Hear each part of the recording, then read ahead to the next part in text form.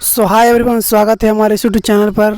आज हम बात करेंगे क्लास 10th साइंस के मोस्ट इम्पोर्टेंट क्वेश्चन के बारे में जो हर एक साल बोर्ड एग्ज़ाम में पूछे जाते हैं। तो वीडियो स्टार्ट करते हैं। वीडियो स्टार्ट करने से पहले आपसे एक छोटा सा रिक्वेस्ट है, अगर हमारे चैनल पर पहली बार आए तो चैनल को प्लीज़ सब्सक्राइब कर लीजिए और साथ में बेल आइकन को भी प्रेस कर दीजिए ताकि हमारे वीडियो का नोटिफिकेशन आपको जल्द पहुँचे। तो पहले मेरा क्वेश्चन क्या है, अवतल दर्पण से परावर्तन के बाद किरण किस बिंदु से गुजरेगी।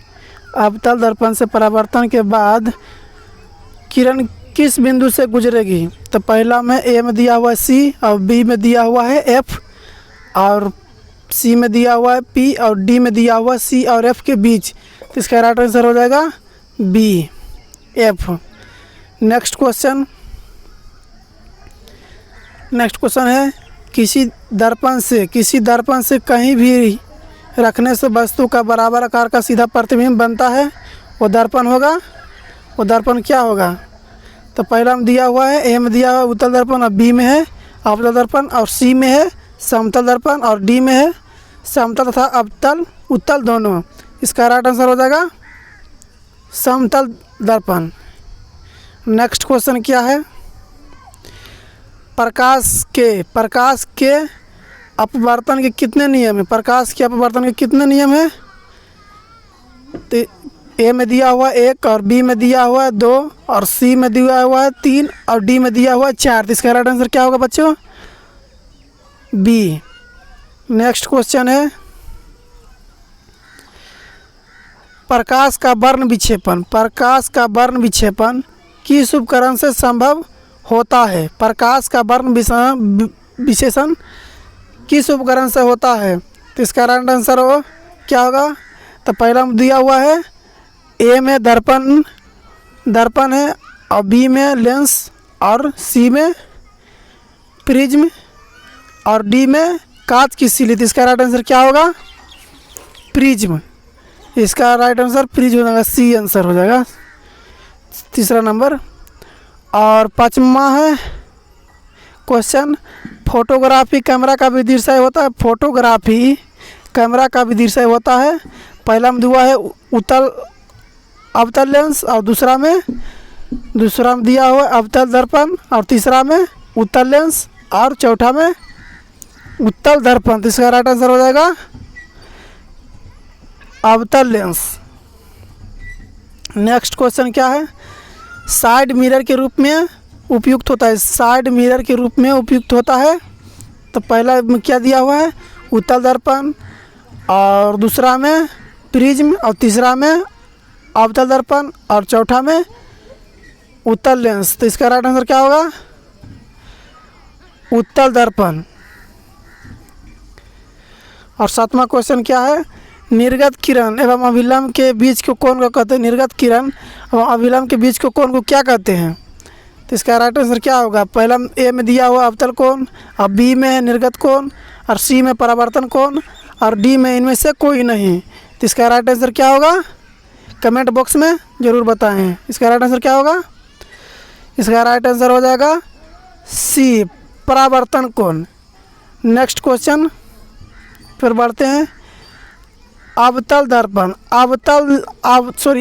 लेंस का आवर्धन बराबर क्या होता है। अवतल लेंस का आवर्धन बराबर क्या होता है, ए में दिया हुआ u/v और बी में दिया हुआ u v और सी में दिया हुआ u+v और डी में दिया हुआ v +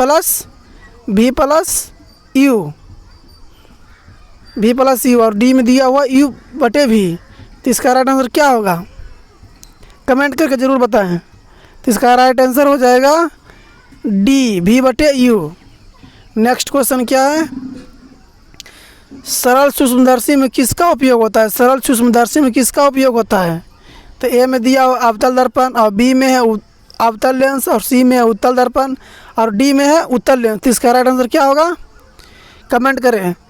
इसका राइट आंसर हो जाएगा उत्तल लेंस। नेक्स्ट क्वेश्चन की ओर बढ़ते हैं, दाढ़ी बनाने में कौन सा दर्पण उपयुक्त होता है। ऐसे भी पूछ सकता है क्वेश्चन में, ऐसे भी आ सकता है दाढ़ी बनाने में किस दर्पण का उपयोग होता है। तो इसका राइट आंसर क्या होगा? ए में दिया हुआ है, ए में दिया हुआ है समतल दर्पण, और बी में उत्तल दर्पण, और सी में अवतल दर्पण, और डी में इनमें से कोई नहीं।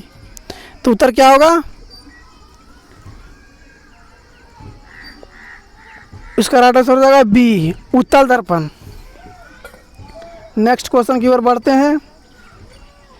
गोलीय दर्पण का फोकस्तांतर, गोलीय दर्पण का फोकस्तांतर उसके वक्रता त्रिज्या का कितना गुना होता है? गोलीय दर्पण का फोकस्तांतर उसकी वक्रता त्रिज्या की कितना गुना होता है? तो इसका राइट आंसर हो जाएगा दुगनी।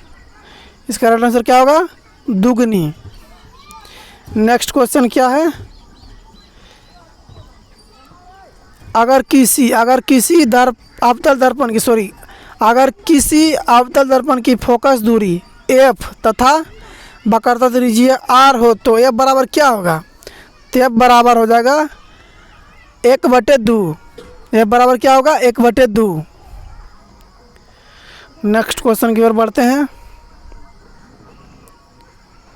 क्या लिखा? अवतल दर्पण से परावर्तन के बाद किरण किस बिंदु से गुजरेगी? ये पहले भी क्वेश्चन बता चुके हैं, तो कमेंट करके प्लीज़ बताएं। तो ए में दिया हुआ है सी, और बी में दिया हुआ है एफ, और सी में दिया हुआ है पी, और डी में सी और एफ के बीच। तो इसका राइट आंसर क्या होगा? पीछे भी हम एक क्वेश्चन को डिस्कस कर चुके हैं, तो इसका राइट आंसर होगा बी एफ। आगे बढ़ते हैं नेक्स्ट क्वेश्चन की ओर। तो इसमें क्या दिया हुआ है? किस दर्पण से वस्तु को कहीं भी रखने से बराबर आकार का सीधा प्रतिबिंब बनता है? ये भी क्वेश्चन पीछे हम डिस्कस कर चुके हैं, तो प्लीज़ कमेंट करें। इसका राइट आंसर क्या होगा? तो इसका राइट आंसर हो जाएगा समतल दर्पण। ठीक, अगला क्वेश्चन की ओर बढ़ते हैं। प्रकाश के अपवर्तन के कितने नियम है? ये भी क्वेश्चन हम पीछे भी डिस्कस कर चुके हैं। प्रकाश के अपवर्तन के कितने नियम है? तो पहला में दिया हुआ एक, ए में लिखा हुआ 1, और बी में लिखा हुआ 2, और सी में लिखा हुआ 3, और डी में लिखा हुआ 4। इसका राइट आंसर हो जाएगा बी। नेक्स्ट क्वेश्चन की ओर बढ़ते हैं। प्रकाश का वर्ण विचलन किस उपकरण से संभव होता है? तो इसका राइट आंसर क्या होगा? तो पहला में दिया हुआ है कांच की सिल्ली, और बी में दिया हुआ है दर्पण, और सी में दिया हुआ है लेंस, और डी में दिया हुआ है प्रिज्म। तो इसका राइट आंसर क्या होगा? डी। हम जो भी क्वेश्चन बता रहे हैं वो पीछे भी हम बता चुके हैं, तो प्लीज़ कमेंट करके ज़रूर बताएं। दोबारा एक ही सवाल को हम डिस्कस कर रहे हैं ताकि आपको याद हो जाए। तो नेक्स्ट क्वेश्चन क्या है? सामान्य मानव नेत्र का दूरी बिंदु है। सामान्य मानव का दूरी बिंदु क्या है? मानव का नेत्र का दूरी बिंदु क्या है? तो एक आदमी कहाँ तक देख सकता है? अनंत तक। तो इसका राइट आंसर क्या हो जाएगा? अनंत तक। अगला क्वेश्चन क्या है? निकट दृष्टि दोष वाले व्यक्ति में चश्मे में होता है। निकट दृष्टि दोष वाले व्यक्ति के चश्मे में होता है। पहला दिया हुआ उत्तल लेंस, और बी में दिया हुआ है अवतल लेंस, और सी में दिया हुआ है बेलनाकार लेंस, और इनमें से कोई नहीं, डी में इनमें से कोई नहीं। तो इसका राइट आंसर क्या हो जाएगा? कमेंट करें। इसका राइट आंसर क्या होगा? बी, अवतल लेंस। अगला क्वेश्चन क्या है? कार्बन क्या है? यानी धातु है कि मिश्र धातु है कि उपधातु है, क्या है? तो पहला में दिया हुआ है धातु, और बी में दिया हुआ है, बी में क्या दिया है? अपधातु, अधातु, और सी में उपधातु, और डी में इनमें से कोई नहीं। तो इसका राइट आंसर क्या हो जाएगा? उपधातु हो जाएगा। इसका राइट आंसर क्या होगा? उपधातु। और अगला क्वेश्चन क्या है?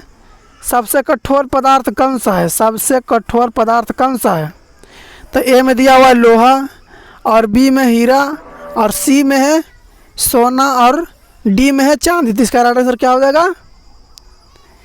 बी यानी हीरा। अगला क्वेश्चन की ओर बढ़ते हैं। अगला क्वेश्चन क्या है?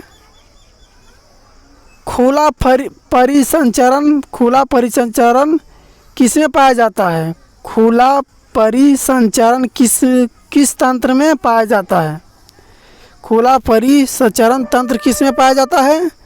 तो पहला ए में लिखा हुआ मनुष्य में, और बी में घोड़ा में, और सी में कॉकरोच में, और डी में ऊँट में। तो इसका राइट आंसर क्या हो जाएगा? सी, यानी कॉकरोच में। नेक्स्ट क्वेश्चन क्या है? कोशिका झिल्ली किस प्रकार की झिल्ली है?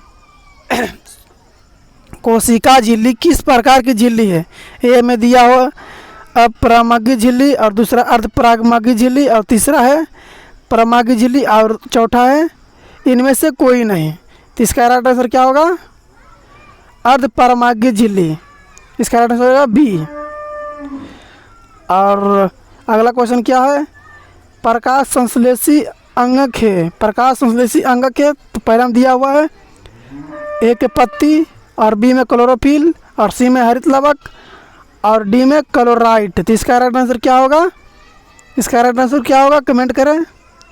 इसका राइट आंसर हो जाएगा हरित लवक। अगर हमारा वीडियो अच्छा लगा है तो प्लीज़ लाइक करें और सब्सक्राइब करें। और आप अगली बार बोर्ड एग्ज़ाम की तैयारी कर रहे हैं तो मेरे चैनल के माध्यम से करिए। मिलते हैं अगले वीडियो में। जय हिंद।